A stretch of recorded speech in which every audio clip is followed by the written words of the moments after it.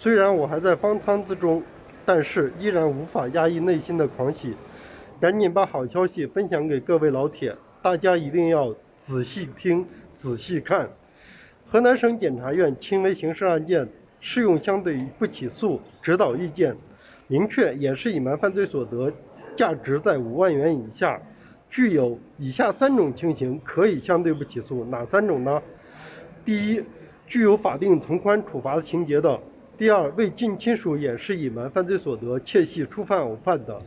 第三，在提起公诉之前退赃的。你说说这些条件是不是宽大了许多？然后我们再说说帮信罪，适用相对不起诉指导意见，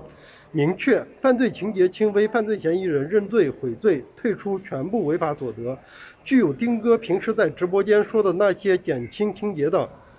都可以相对不起诉，比如说初犯偶犯、未成年人、在校学生、